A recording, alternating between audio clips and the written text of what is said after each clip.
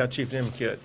Thank you, Governor. And I want to remind everyone, life safety is still our #1 priority. And what I mean by that is, and Colonel Martin said it very well, Kerrville and Kerr County have great local emergency managers and responders. They really do. But they're a community of about 55,000 people. And they had a lot of people there that were not from that area visiting, vacationing.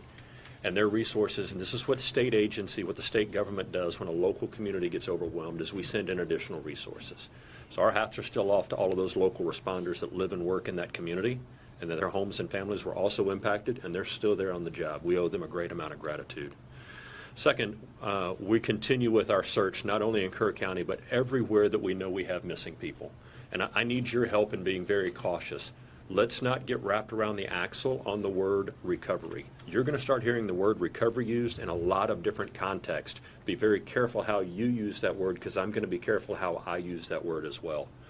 We are going to begin recovery operations. That is debris cleanup. That is opening roads. That does not mean we are no longer doing search for live victims, because we still are. We are still out there in very much hopes, very much fueled by the compassion that we show for these families, that we're doing everything we can to find their missing loved ones.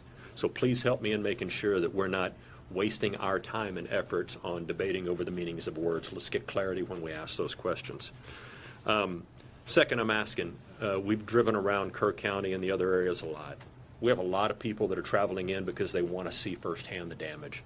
I'm asking you, if you're not from the community and if you're not involved in our response and rescue and recovery efforts, stay out of the area. Stay out of the area because you don't know the area. Another thing I'm getting right this minute during this press conference is reports of an additional wall of water coming down some of the creeks going into the forks. And I want you to think about that for a second. If you're not from that area and you don't know the low water crossings, you could find yourself in a very dangerous situation.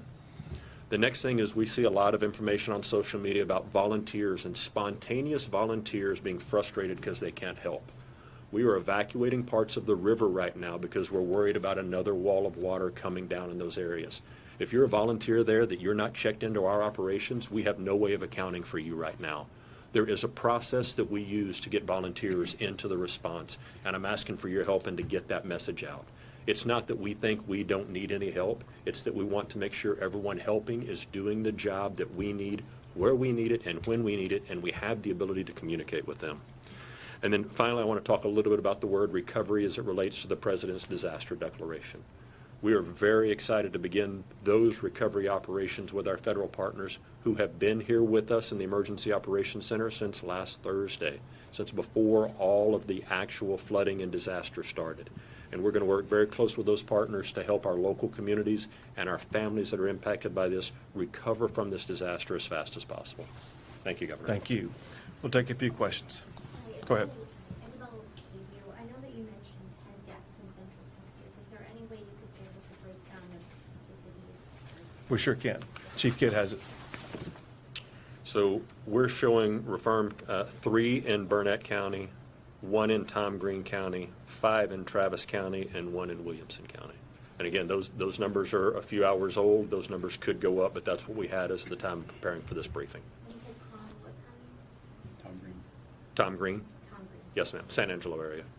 You just said something about a wall of water that you're just now getting reports about. Can you talk more about that and what you're seeing there? Yeah, I'll share some of it. So I apologize for looking at my phone during the press conference, but this is the live updates that we're getting right now from the field. Is there are unconfirmed at this point reports of additional water coming in. And as the governor mentioned, there's rain still falling on the area.